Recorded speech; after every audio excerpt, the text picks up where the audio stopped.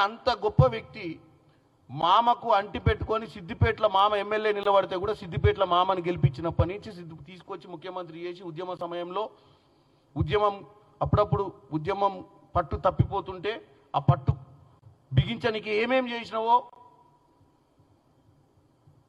సినిమాలలో చెప్తారు కదా నాయకులు ఏమేం చేసిరంటే అదంతా చెప్తే మళ్ళీ ప్రజలు భయభ్రాంతులకు గురవుతారు. వీళ్ళు ఏం చేసిరు చెప్తే వాళ్ళ పట్టు బిగించనికి, ఆ రోజు ఉద్యమాన్ని బిగించనికే, ఉద్యమాన్ని ఉవ్వెత్తున లేపనికే 1600 బలిదానాల వెనుక వీళ్ళు ఏం చేసిరు అని చెప్తే మీరు ఆశ్చర్యపోతారు.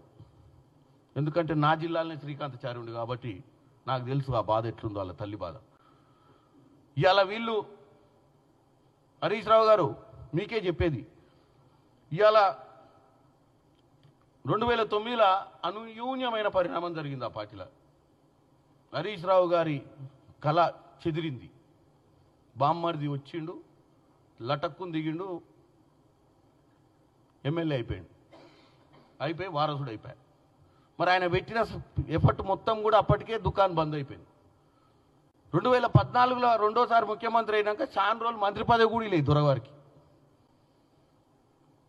కేసీఆర్ తీసి పక్కన పెట్టిండు, అలా నువ్వు నీతోటేం పని రా మాకు, మా ఇంట్లో నా బిడ్డ ఉండే, నా కొడుకుండే, మళ్ళీ వీడు పొడుగు అటు ఇటు తిరుగుతూ నేను ఇంటికాడ కూర్చోబెట్టామని చెప్పిండు.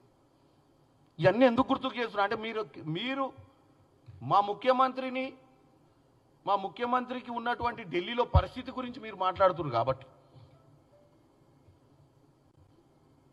మీ పార్టీలో జరుగుతున్న పరిస్థితి చూసుకో, అదంతా వదిలిపెట్టు. నీకు మంత్రి పదవి లేదు, నువ్వు ఇరిగేషన్ మంత్రి తెచ్చుకున్న తర్వాత కూడా ఇరిగేషన్ అవకతవకల మీద నీ మీదనే ఎంక్వైరీ చేయడానికి ప్రయత్నం చేశారు మీ పార్టీ వాళ్ళు. అది పక్కన పెడదాం. ఇక ఇప్పుడున్న పరిస్థితుల 25 సంవత్సరాల సెలబ్రేషన్ చేసుకుంటే మన బొమ్మ కూడా ఇస్తలేరు. దీని గురించి ఏం చేద్దాం హరీష్ రావు గారు? మా సైడ్ నుంచి నీకేమన్నా, నేను అందుకే కితాబిస్తున్నా, ఎవరన్నా మీ పార్టీల కేసీఆర్ గారి తర్వాత అర్హత గల వ్యక్తి అంటే హరీష్ రావే.